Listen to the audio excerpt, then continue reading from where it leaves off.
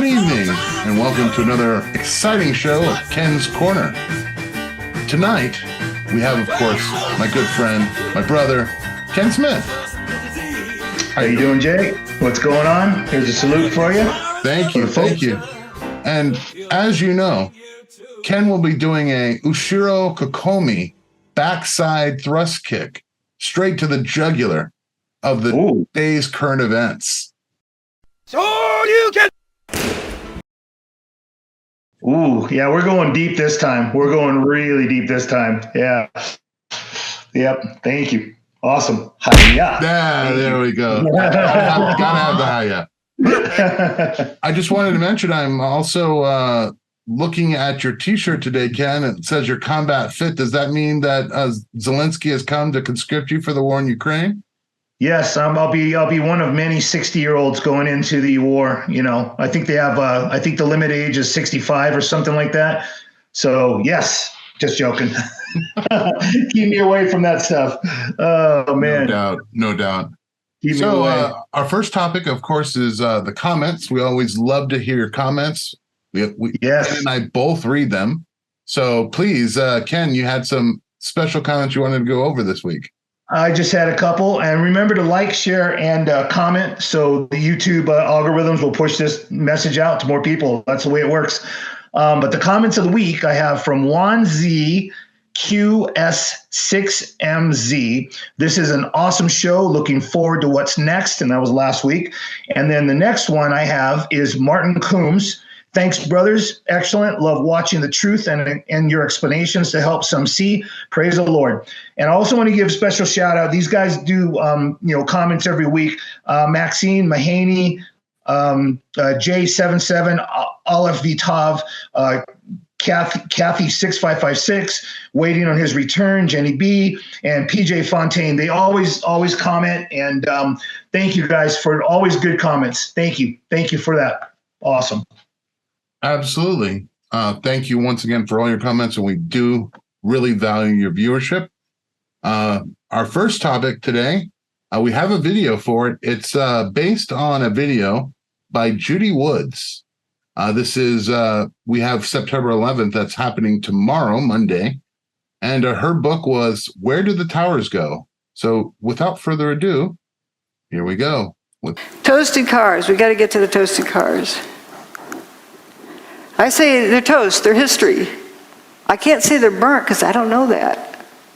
But they're toast. I just decided to use that word to say something happened, messed them up. You can't fix it. You got to get a new one. It's history. This is a police car found on FDR Drive. I don't know how it got to, I don't know where it was toasted. There were some that were witnessed as being toasted on FDR Drive. But this one is quite interesting in that it has an abrupt, toasted, not toasted. Like it's like it's on the showroom floor. It just had a new wax job back there. What abruptly stops a real fire, a regular fire, doesn't do that. It would be lapping around the corner. Also, why aren't the lights melted? And you have the circular spot on the other side. Gas tank is still, fine. This is where all the toasted cars we're seeing that I'm aware of, as well as the toasted car lot. And the ones we were looking at were down here. And an emergency medical person said you could tell it was hot at the Trade Center because you could feel the heat from the bridge. But paper wasn't burning down here. How could somebody over here, 3/4 miles away, feel heat? Something that they perceived as heat. You said you saw melted tour buses, melted cars? The cars that were right down there, it was just unbelievable. They were twisted and melted into nothing. The debris is just unbelievable. And then you can see fire trucks and police vehicles that were down there early that all their windows, the windshields are completely blown out must have been from when debris dropped. But even more jarring, I think, is this scene right here. Look at these two cars placed on top of one another. I think when you think about the impact that these planes must have had, it's hard to visualize. I don't know what to say. Because everything melted. But here, at least you have some remnants. You have literally an engine that is melded together with other parts of the car. Moving over, you've got another car they moved here. It looks like it's been through a war. You can see the papers, all the burned out papers from the building. You see the soot and the dirt, and it just shows you how devastating this blast was. Look across the street there. You've got a Con Ed truck that, you know, some of the Con Ed people now looking at, examining, trying to figure out which truck that actually was. But that truck, too, in terrible shape. So while many of the items, the steel, was literally melted. People who have been right down next to the base of what was the trade towers say there's virtually nothing. Yes, we'll stop here on this toasted bus picture. Realize there's no burnt marks, no scorch marks. Interesting. So Very. Isn't that crazy? So we had an anniversary of 9/11 coming up, and I noticed the same pattern of cars. You're going to play another video of the Maui cars, and you know, same anomalies as 9/11. So you know, Judy Wood. It's an awesome book. Where did the towers go? And it's just research. She's a scientist, and she talks about it's just one of many items that you can pull her thing up on YouTube, and it's about 3 hours long. She goes through each just one of many anomalies. But the term toasted cars refers to, like she said, it's history. It's toast. She calls it different names. She calls it toast because she doesn't want to call it burned, because that would, people think burned. And then, but 9/11 observations are the same with the Maui cars. And it's just I'm just making an observation. Although some of the cars appear to have burned, paper right next to them, the paper did not. And he's talking about that. He's looking in the inside. He says, hey, the papers, and they were fine. But anyway, some appeared to have wilted as if subjected to high heat, while other plastic trim was remained unaffected. Some vehicles appeared to have burned on the inside and on the outside. Vehicles have reported to have exploded and burst into flames by spontaneous combustion. And the others described as half were there, half disintegrated, like that one that she showed, the cop car, that the back end looked, brand new. Some vehicles were flipped upside down and, but appeared relatively damaged. So we have to remember this, that deception is mentioned 4 times in Matthew 24. And the deception, we have to be really keen to that. Everything else, wars, rumors of wars, pestilence, famine, all that's mentioned 1 time, but deception is mentioned 4 times. So we see that news and all this other stuff that we just need to be on our game, and just watch out for the devil's a deceiver, man. So that's it. It's crazy.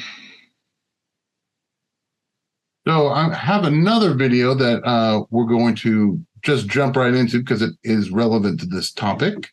If I can remember how to do that. There we go. Like when you see this, you're just going to be like breaking. It's going to break science. If you're a scientist and you understand anything about temperatures and melting points, what we're about to show you is going to change, in my opinion, the whole direction of this entire investigation. From what I'm being led to believe, and it just makes logical sense, right? Yeah, it's almost like there's an incinerator nearby and they just dropped the car off. Right. So I'm going to turn the camera on what we're walking up on right now. I want you to notice there's a vehicle that's been here since the beginning. It wasn't dropped off here, obviously. Look at the chair's not melted. You can see here there's it's sitting in the middle. This is the highest the burn got. This car is basically completely surrounded by gravel. Look at this particular rim. Is it safe to say these are aluminum? Look at the windshield. What's that? Are these aluminum? Yeah, that's cast aluminum wheels. Cast aluminum wheel, you can see it melted. And the windshield on the inside? Look at the windshield. That is a windshield right there that is completely melted. We have some jumper cables in the back of the vehicle, or we have some cast aluminum here that's pulverized. Just dust. How is that possible for a grass fire that did not come from this direction? Because you can see there's nothing that's been burned over here. What could cause that type of destruction when you have a grass fire on this side that obviously didn't connect? But even if it was a grass fire, and it's still only half burned. I mean, yeah, you can see there's even some grass over here that's still standing. It's not even burned. So even down below, directly below this, you can see some wood fence posts that were burned, but you can see all that grass is still good. So how do you get this car this hot? A very good question. So just asking questions, just that's all I want to do. I want to get people to get their own conclusions. And, but I mean, let's be real, Maui was basically attacked because we can see what's going on right now. And I have more questions. I have 7 questions about Maui. They're being royally screwed, basically. They're the local, state, and federal government. But here's a handful of current issues, and I'm just going to keep bringing these up. I want to keep it in the mindset of people. The town of Lahaina is being increasingly fortified, and there are police and military checkpoints at literally every corner. That's number 1. Number 2, residents are starting to become literally impoverished due to all the shutdowns. And that's sad, really sad. Number 3, the government has put tens of thousands of people out of work, and countless people are forced into bankruptcy. Number 4, federal aid is almost impossible to get. Number 5, the government still won't disclose the amount of children missing or dead, and that's sad. It could be 1,000. I don't know. Number 6, the official number of people missing keeps changing and seems to be, based on total lies. Number 7, residents are literally being arrested for attempting to go in and visit their own homes. And I have one last question. I just like posing questions. Also, what's up with the governor? He suspended 7 housing laws 3 weeks before the fire. It's just odd. Everything's odd, and kind of like, Larry Silverstein and some of the 9/11 stuff. It's just, you ask questions and then you just, you don't necessarily get an answer, but you ask questions just to see the inconsistencies in what the narrative and what they're telling you. So it's crazy. Very interesting indeed.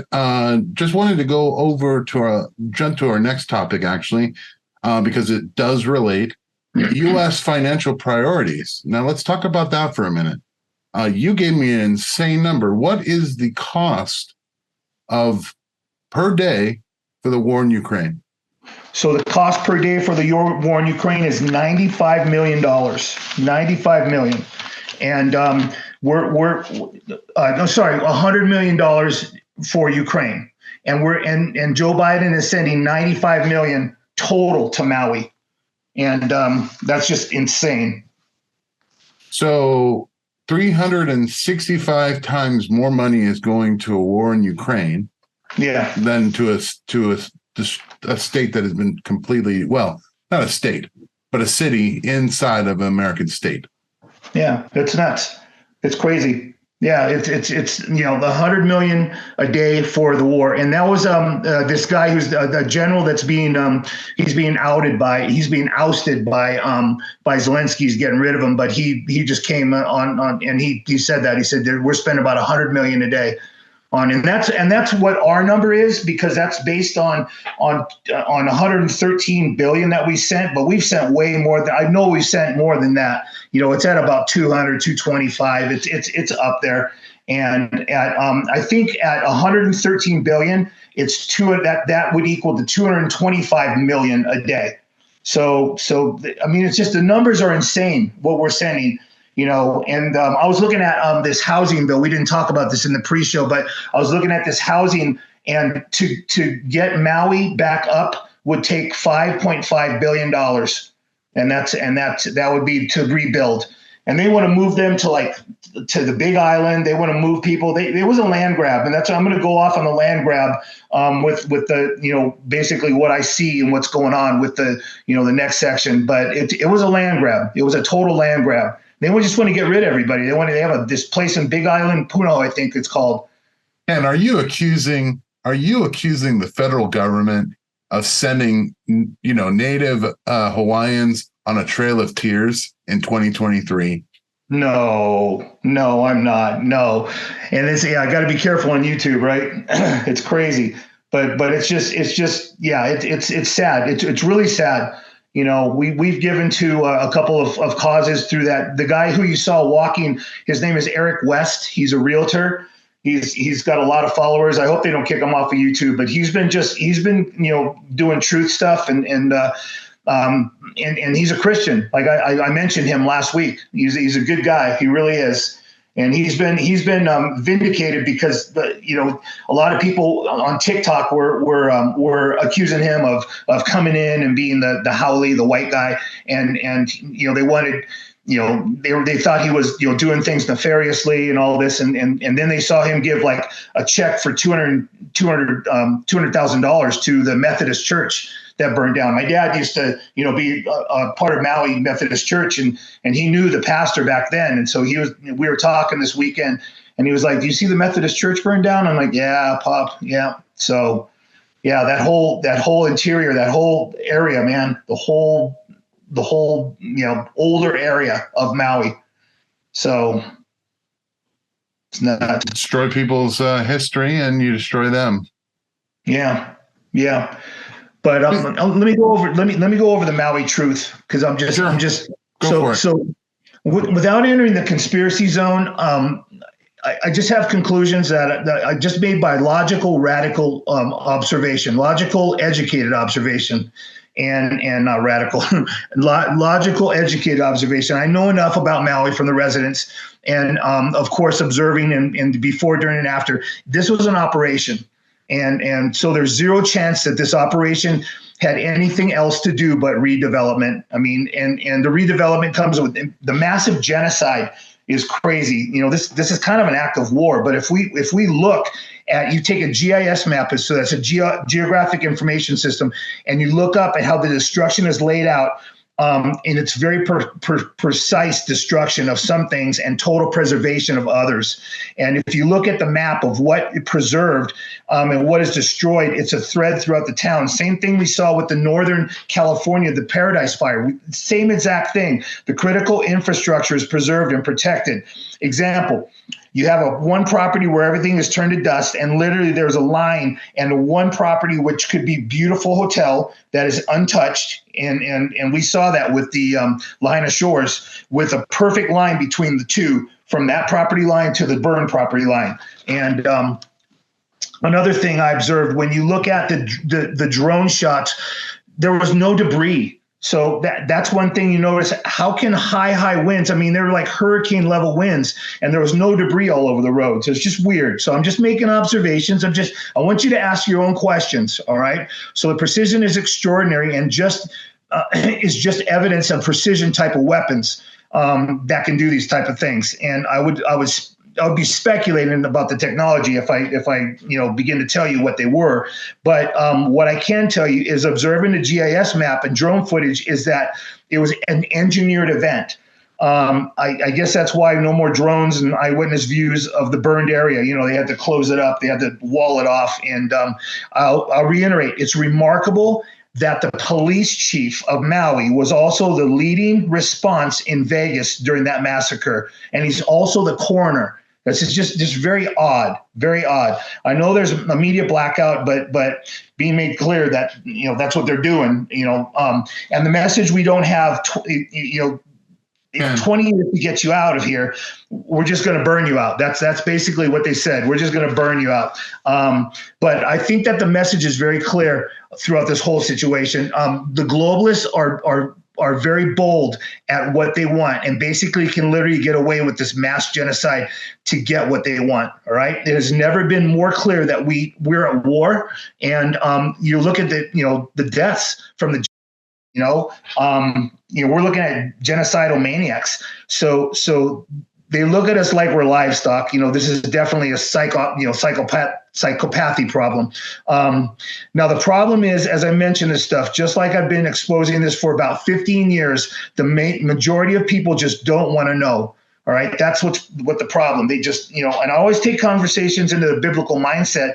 And the Bible says this would happen. One of the main reasons that people don't want to know is that the machinery that is being used to control us is being built by us. And that's a problem. So the little secret here is, if we stop building the machinery, what happens?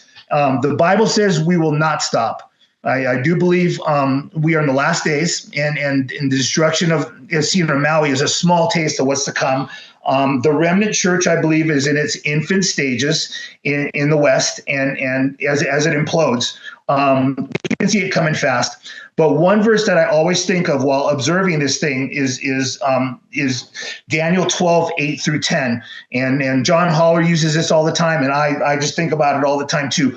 Although I heard, I did not understand. Then I said, my Lord, what shall be the end of these things? And he said, go your way, Daniel, for the words are closed up and sealed until the time of the end. Many shall be purified and made white and refined, but the wicked shall do wickedly, and none of the wicked shall understand, but the wise shall understand. So I do believe as we approach the end days and the last days that we're going to understand more and more. And I think I'm looking at the churches and what they're teaching and they're just going to be going off, and then people that aren't saved and they're not going to be tuned in, and they're the ones that shake their fists, that they just, in the book of Revelation, they're the ones that just, they're just devastated. So it's just sad, but Jesus promised us, eternal life, and that's it. If I had to speculate, I would guess that the coroner / sheriff of Lahaina and also the Las Vegas shooting probably has like an extensive military background. I don't know. I know he's been a coroner. I mean, he's been a sheriff for a long time. So I know he's older, and I know he's been, he was in Vegas for, I don't know if he was in Vegas for 17 years. I'm trying to think of what he was in Vegas for. And then he left after the shooting, and then, he managed that. And then now it's crazy. Yeah. Might have to do a deep dive on that someday. Yeah. I'd like to see that. That's a good question. Good question. Want to move on to our next subject. This is talking about the infant church that is going on in the West. We look at the church around the world, and we're seeing actual fruits of the faith. And where those fruits are, there are people that want to destroy the orchard. And we were just talking in the pre-show about Azerbaijan, and they are on a stint to destroy the Armenians. Yeah, talk to me about the story coming out of Azerbaijan. And I'm taking, one persecution story a week. I just want to, have people start praying for the persecuted church and highlight the reality, what's coming to the West. I mean, it's going to eventually be here. I don't know how long. It looks like it's getting here fast. But Azerbaijan pursues elimination of the entire Christian of the entire Christian population and its churches in Nagorno-Karabakh. If this was happening to Muslims, we'd be all over the media, but it's Christians. And the 1,000-year-old genocide of Armenians has reached a new level. Muslim regimes regularly make life intolerable for Christian minorities, apparently to force them to abandon their properties and leave. But Azerbaijan is basically holding 120,000 Armenian captives, and quote, we are starving to death. So they blocked off 90% of food, medicine, water, fuel, and prevented from entering the territory. And we just need to pray for. I just want to just take a snippet of I could go. I mean, there's like 3, 4, 5 persecution stories a week that I could pull. And I just want to, get the audience to pray for the persecuted church. That's very important, very important. The Lord commands us to pray for the persecuted church. Absolutely. So, yeah. Talking about some other injustices that are happening around the world, let's talk about the prison state of America. If you thought that the sentence for Joel Biggs was ridiculous, hold on, we can do better. Yeah, they wanted to do so. Yeah, I thought the Joe Biggs sentence of 17 years was ridiculous for his alleged role in the January 6th event. I mean, they're taking it to a new level. Former Proud Boy leader Enrique Tarrio received a 22-year prison sentence. This guy he's half black, half Latino, and they call him the white supremacist because he's part of the Proud Boys. And you figure that one out. He wasn't even at the January 6th event. He was in Baltimore. But prosecutors were initially seeking 33 years of prison. It's nuts. Other Proud Boys sentences, Zachary Real, 15 years, Ethan Norden, 18 years, and as I mentioned, Joe Biggs, 17 years. The reason I follow this is it's an example of the delusional persecution of our criminal courts. And it's a two-tier justice system that they're eventually going to use against Christians. And I mean, I may be early with this, but it's coming up fast. I mean, it's just like it's accelerating. We're promised by the Lord that as Christians, as we get closer to the last days, persecution will increase. But I like to say that Luke 12:11-12. Now, when they bring you to synagogues and magistrates and authorities, do not worry about how or what you should answer or what you should say, for the Holy Spirit will teach you in that very hour what you ought to say. So that's the Lord's promise as persecution comes. And I don't know how hard it'll get, but it's a fragment now compared to how it's going to be. So absolutely. And continue on the subject of persecution. You had some inside information about the Swedish lawmaker that is currently being the Bible trial. Yeah. Yes, the Bible trial. Yeah, and the verdict could could determine if posting a Bible verse online is a crime. And I know this isn't we're just looking at all this stuff happening in other areas. I mean, we look in Canada at in Sweden at them preaching and then being arrested for preaching out of Romans 1. But the Finland seems eager to send the West spiraling back into times of Christian discrimination. The court has reopened charges against, her name is Pavi Räsänen, and for posting a verse articulating a Christian perspective on marriage and sexuality. The Helsinki District Court previously dismissed the charges against Räsänen, but the state prosecutor filed an appeal, and so they reopened the charges. And it's called the Bible trial. Pavi Räsänen is a member of the Finnish Parliament. She served honorably since 1995, and she also is an active member of the Finnish Lutheran Church. In 2019, Räsänen stood up to her own church leadership by publicly criticizing them for on Twitter for officially sponsoring Helsinki's LGBTQ Pride event. The tweet set off an invasive investigation of Räsänen's entire life. She had to endure 13 hours of police questioning and was offered numerous plea deals to recant her words. The prosecutor general originally charged Räsänen with 3 counts of agitation against a minority, which is considered a form of hate crime. If found guilty, she could face 2 years in prison. This first prosecution, the court unanimously dismissed the charges, saying it was not the court's place to interpret biblical concepts. The prosecutor general's general appeal brings the case to the Finnish courts of appeal. As Christians, we know the evil, has attacked and harassed Christianity since they stoned Stephen, right? So, we've been spared persecution here in the West, and as Jacob has pointed out, it's an anomaly, that the West we haven't seen any persecution yet. What is happening in Finland, I could see. Canada and Sweden I mentioned, but it'll eventually arrive at our shores. And it's already in little pockets. We can see little pockets of persecution, but the Bible will inevitably be labeled hate speech, I think, and even banned in certain areas. We just have a good test, a severe test coming, and we need to be faithful and trust that the Lord will pull us through, man. Yep.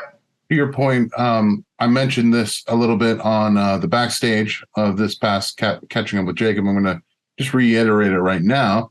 Seems very relevant. What sword are you going to die on? The sword of the Spirit, which is the Word of God. If you're going to use that sword, the people are going to come against you, because that is the ultimate offense to modernity.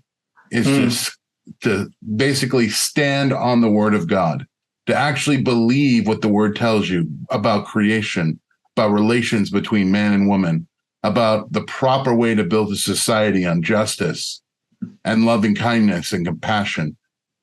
If you subscribe to the true tenets of Christianity, the sound doctrine, the sword of the Spirit, you're going to either die by that sword, or you're going to drop that sword and die by the sword of secularism, because secularism is coming for that sword. That's exactly the truth right there. Talking about a peacemaker, or at least a peace attempter, let's talk about Elon Musk and how Elon Musk made the early escalations of World War III not possible for Ukraine. Yeah, and then I just want to say it's God's timing, not our timing. So it was just part of God's his will. And so I have, by taking off Starlink to stop Ukrainian drone attacks on Crimea. So did Elon? So in the new book that this guy Walter Isaacson, his new biography on eccentric it's titled Elon Musk. It says he secretly ordered his engineers to turn off his company's Starlink satellite communication network near the Crimean coast last year to disrupt the Ukrainian sneak attack on Russian naval fleet. That's a quote. As Ukrainian submarine drones strapped the explosive approach the Russian fleet, quote, they lost connectivity and washed ashore harmlessly. So Musk's decision left Ukrainian officials begging him to turn the satellite back on. He was driven by an acute fear that Russia would respond to Ukrainian attack on Crimea with nuclear weapons, a fear driven home by Musk's conversation with senior Russian officials. We got to remember these guys keep in contact with each other because you'll see in the later I report. He was in contact with the whole military from the U.S. Musk's concern over a mini Pearl Harbor, as he put it, did not come to pass in Crimea. But the episode reveals that unique position Musk found himself in as the war in Ukraine unfolded. Whether intended or not, he had become a power broker U.S. officials couldn't ignore. A new book from Isaacson, he also authored biographies of Steve Jobs and Albert Einstein, provides fresh insights into Musk and how his existential threat of sparking a wider war drove him to spurn Ukrainian requests for Starlink systems they could use to attack the Russians. After Russia disrupted Ukraine's communication systems just before its full-scale invasion in February of 2022, Musk agreed to provide Ukrainians with millions of dollars of SpaceX-made Starlink satellite terminals, which became crucial in Ukrainians' military operations. Even as cellular phone and internet networks had been destroyed, the Starlink terminals allowed Ukraine to fight and stay connected. But once Ukraine began to use Starlink terminals for offensive attacks against Russia, Musk started second-guessing that decision. So in the book, Musk asked Isaacson, how am I in this war? Starlink was not meant to be involved in wars. It was meant for people could watch Netflix and chill and get online for school and do peaceful things, not drone strikes. But Musk was soon on the phone with, this is what I said, National Security Advisor Jake Sullivan, the chairman of the Joint Chiefs of Staff, and Mark Milley, and the Russian ambassador to the U.S. to address anxieties from Washington, D.C. And meanwhile, Mikhail Fedorov, a deputy prime minister of Ukraine, was pleading with Musk to restore the connectivity for the submarine drones by telling Musk that their capabilities in the text message. And according, this is all in the book.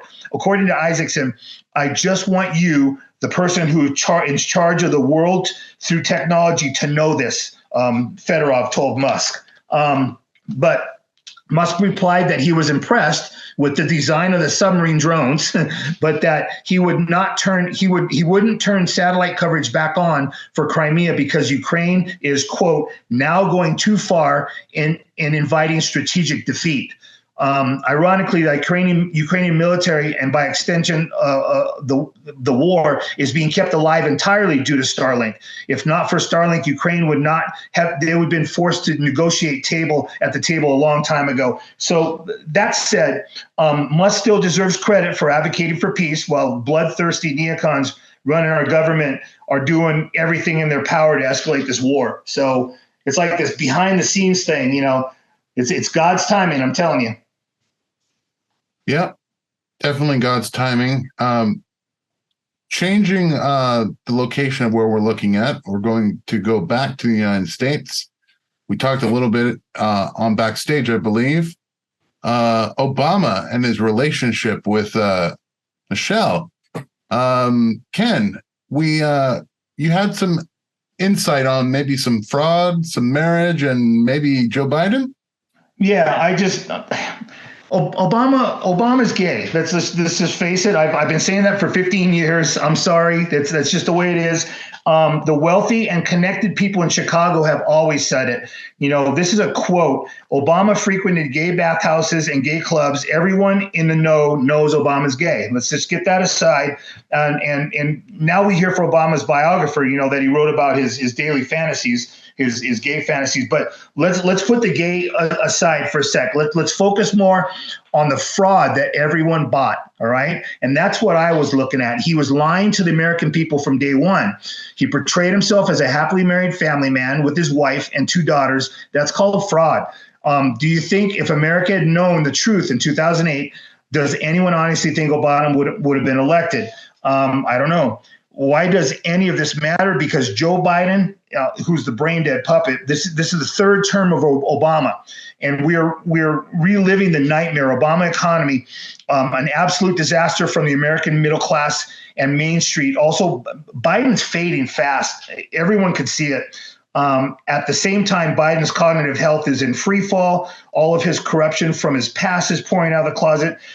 I seriously don't think Biden makes it to 2024. I'm just going to go out on a limb, and sometime this fall, possibly, he'll have a very, public seizure or something, and soon after that, him or Jill will announce he's stepping down for health reasons. I'm going to just go out on a limb and say that. And then Michelle Obama and Gavin Newsom are being tuned up to replace him.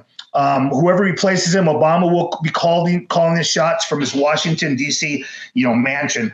Obama is the ultimate Manchurian candidate. He was groomed to be the president by the deep state and communist, fascist, globalist enemies of the U.S. Obama is a radical Marxist tyrant carrying out the destruction of the U.S. At this point, I believe Obama is coordinating the attacks on Trump to either imprison him, disqualify him, or even kill him. Weaponizing politics to destroy your adversaries. That's the main thing that they do. Everything happens in America today is on purpose, and I can say this with confidence that it's a judgment on our country.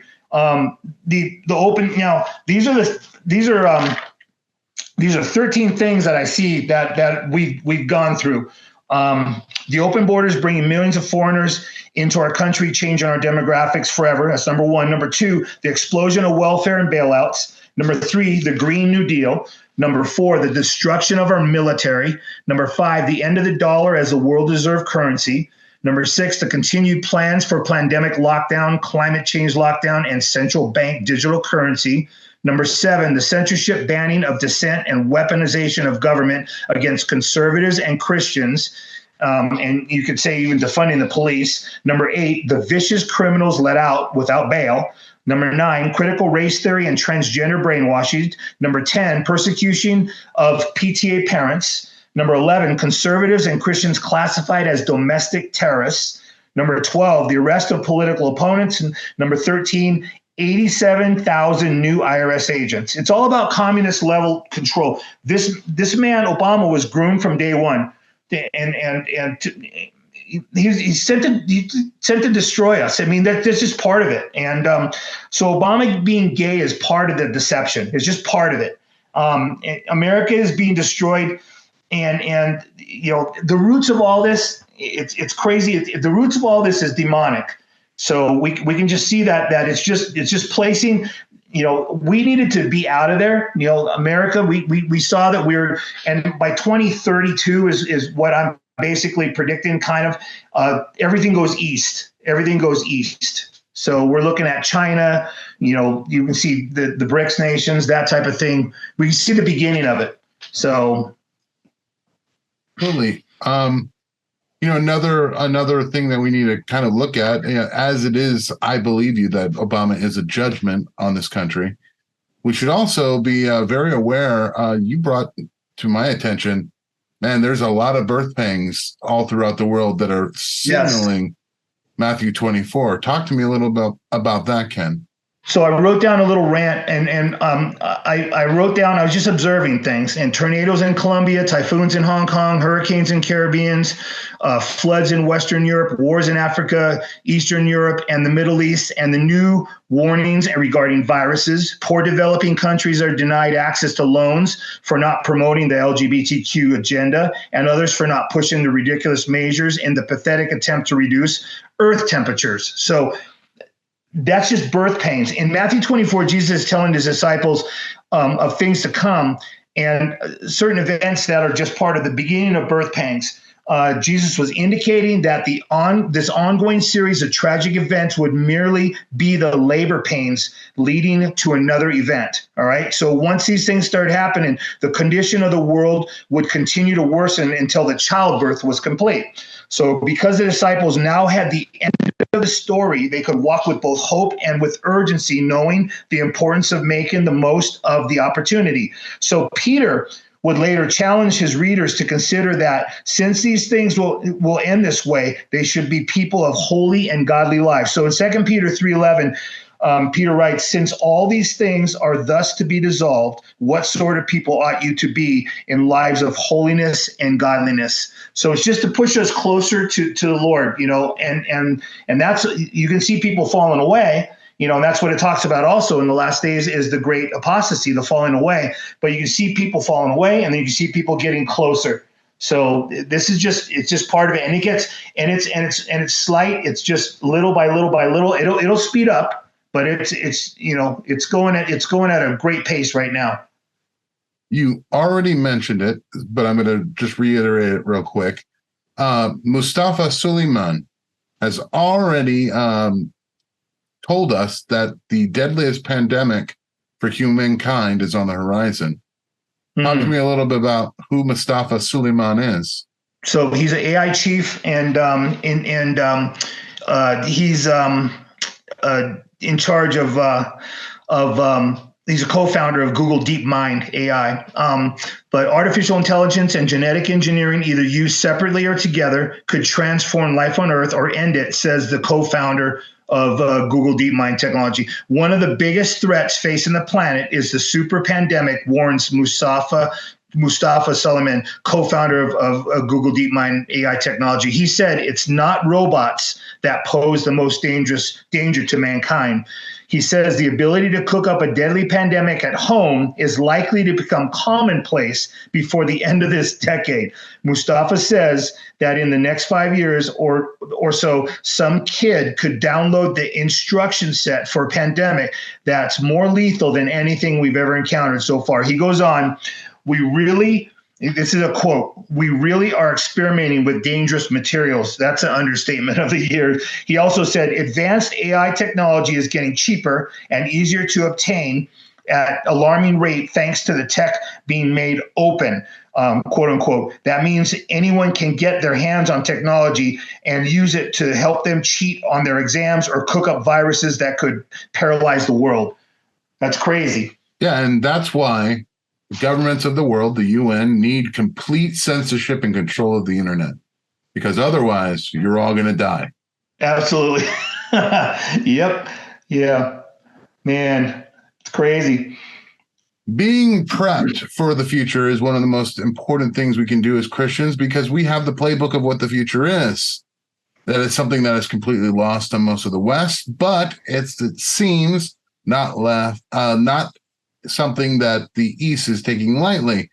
Talk to me a little bit about the preparation that Russia is doing to prepare for a conflict with the rest of the world. So I found this fascinating, the difference. And have you been to Russia? Have you been to Russia ever? I've been there a couple times, and it's a crazy. It's different. It's really, it's just a different place. It's just like Israel is different. Like any place is different.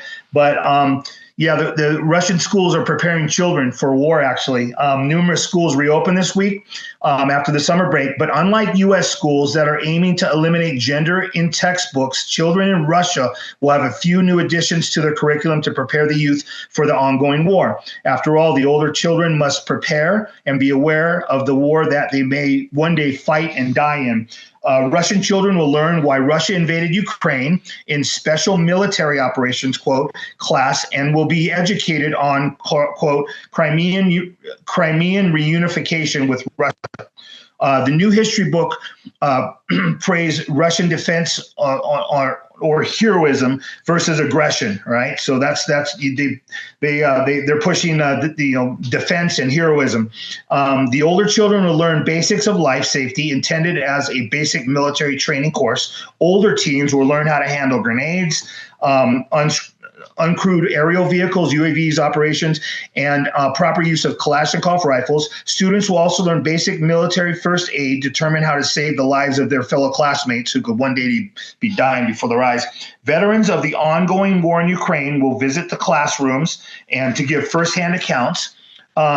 Russians they don't have a soft mindset on the West and parents do not sugarcoat the harsh realities of life to their children. We have seen military indoctrination in schools throughout history. Everyone likes to point out the Hitler Youth, right? But there are countless instances for this occurring. Various countries currently require the youth to serve in military after schooling. The sudden change in curriculum shows that Russia is prepared for a lengthy battle.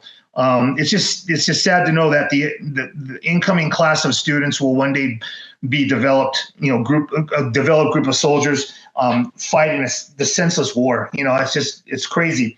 Yeah. Don't tell the ATF that, because then we'd have a giant Ruby Ridge situation in Russia.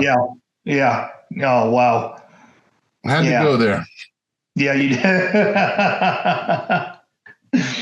Oh, man. So while the East prepares for war, we here in the West prepare for the 2024 election.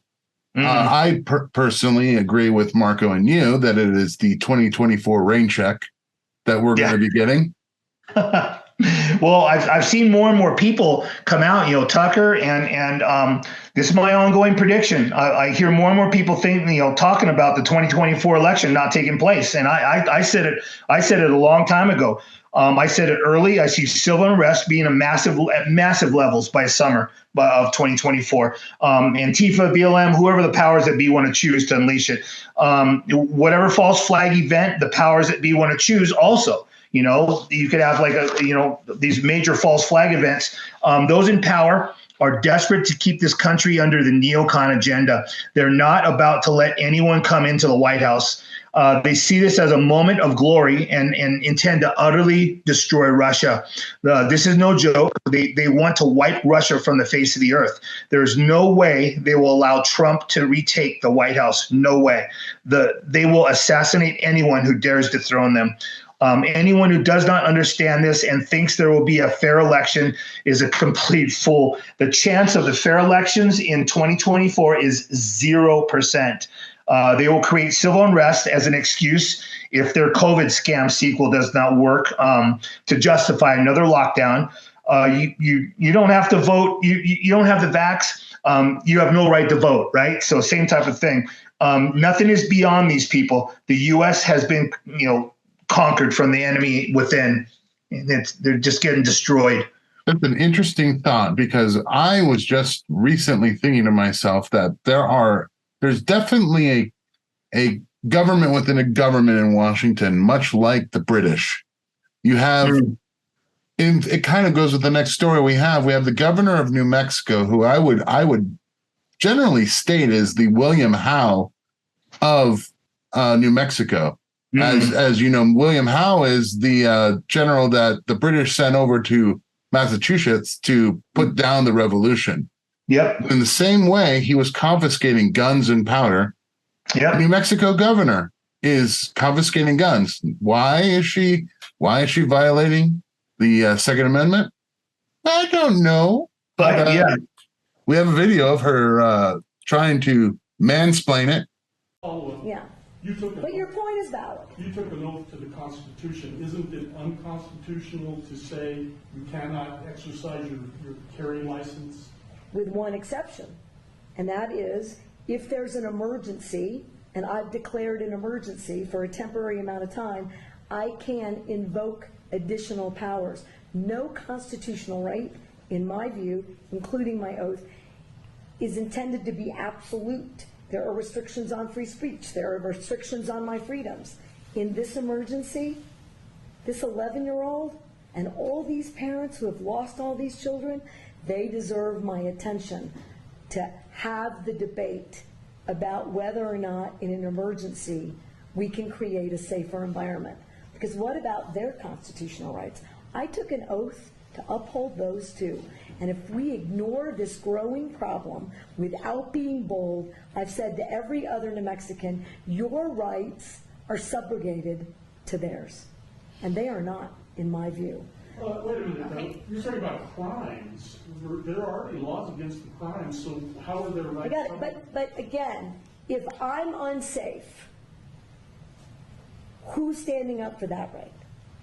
If this climate is so out of control, somebody should do something.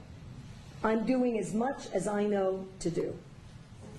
Madam Governor, do you really think that criminals are going to hear this message and not carry a gun in Albuquerque on the streets for 30 days? No. But here's what I do think. It's a pretty resounding message. Well, let me tell you what I think, Governor. Let me tell you what I think. I think you took guns out of the hands of people who can defend themselves from the criminals, and the criminals are just laughing at you. That's what I think. I want to take the cop next to his gun away, and then the bodyguard next to his gun away. Let's take their guns away. All fascists are fear the Second Amendment. All totalitarian tyrants fear the Second Amendment. Yeah. Yes, and they're supposed to. That's why it was put the First Amendment, free speech, the Second Amendment, right to bear arms. And I mean, they're essentially eliminated. Their rights are essentially eliminated. She's just eliminated. Imagine it. And the reason I wanted to put this in there is imagine the same type of law being passed, but against Bible believing Christians for whatever pretense. They say you can't have Bible, whatever, And even Elon tweeted, his tweet was number one, right underneath it, because I got that from Twitter. I sent it to you. And he said, at risk of stating what should be obvious, deliberately violating the Constitution is next level illegal. How soon can this person be removed from office? He had like 65,000 likes on the tweet. It was awesome. But By the way, I just have a question here. If she can suspend the Constitution, the First Amendment, can she suspend the 14th, which means that there is no equal protection under the law? So we can go back to slavery in New Mexico if she wants. Yeah, exactly. That's what I always bring up. Yeah, let's go back to slavery. Yeah, let's go. I mean, it's really crazy that these Democratic, she's Democrat.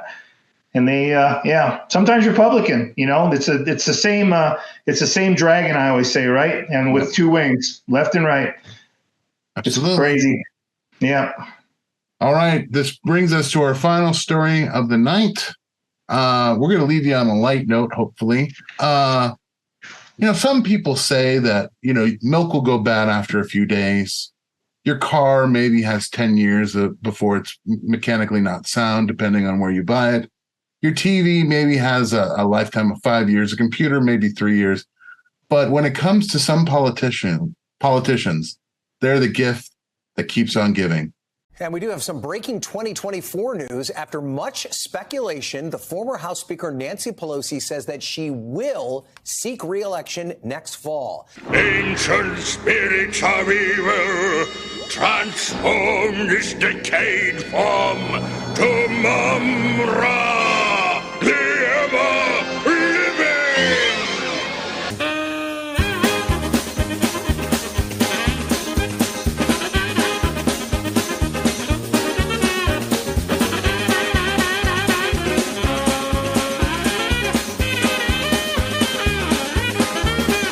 The January 6th insurrection shook our republic to the core. For many in the Congress and across our country, the physical, psychological, and emotional scars are still raw.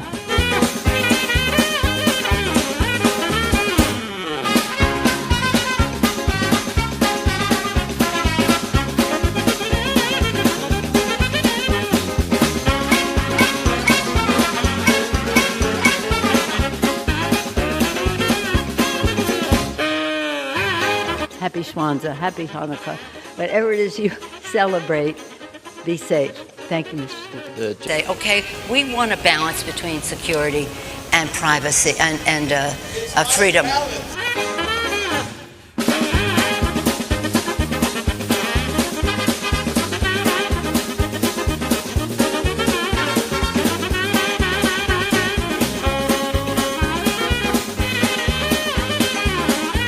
There are those in the party that think life begins at the candlelight dinner the night before. I think that it is a baby, and I use it with the patients. And you don't have a problem with Absolutely killing not. a baby? I have no problem if it's in the mother's uterus. Over the course of your career, has your husband ever made a stock purchase or sale based on information you received from him? No, absolutely not.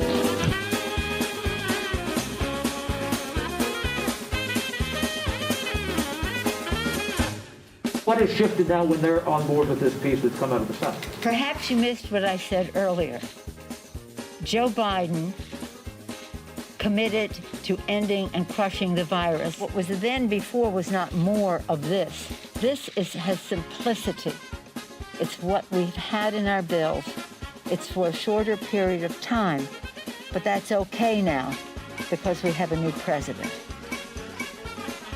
Dana, did she just admit that she held up trillions of stimulus for hardworking, suffering Americans for politics?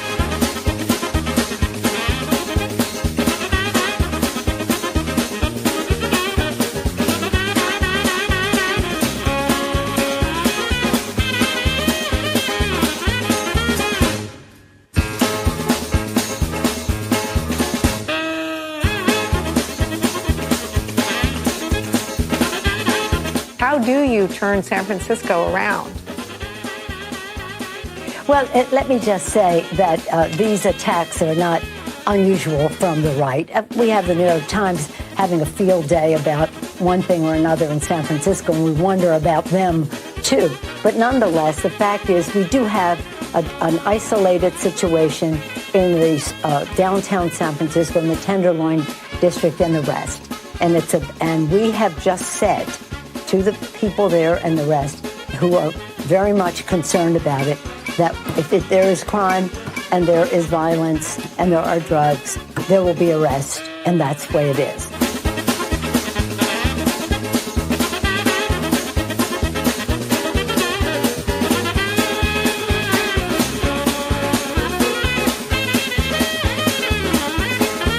Drop the hammer.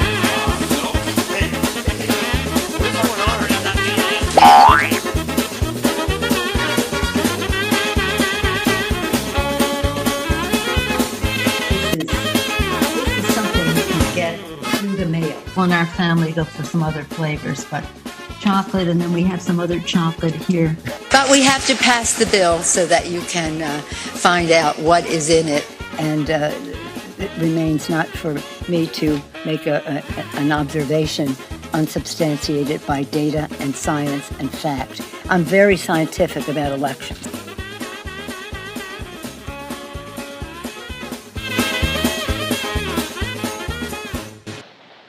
And so the clown show of Nancy Pelosi in the Congress will go on for another 6 years because we all know she will be reelected. There will be no opposition in California, and we will have 6 more years of Nancy slurring her speech, talking about nonsense, making gaffes at the people's expense. Basically. That's a debased mind right there. Absolutely. That's a debased mind. That is the pinnacle of debased. Well, we'll see the pinnacle as the 6 years concludes. Yeah, we'll see it. It'll be more and more. Yep. Maranatha. That's how I'm going to finish. Maranatha, right there. Absolutely. Now take us home, Ken. Well, I just want to say, everybody, the Lord's still in charge. Jesus is still in charge. He's coming back. He's coming back soon. So stay in prayer, read your Bible, stay faithful, and that's my three biggest keys right there, man. That's just that's what I'm focused on, and especially reading His Word, man. Reading His Word and staying in the Word. But It's awesome to be able to do this, and I feel like every week I feel honored that I get to do this another week. So I don't know how long it lasts, but stay hang in there, guys. I know exactly how you feel. For all those watching, we want to thank you once again for watching Ken's Corner. We will continue to just pray for you as you pray for us, that God strengthens you, that he uses you to let his light shine to others in darkness. God bless, and till next time, thank you for watching Ken's Corner.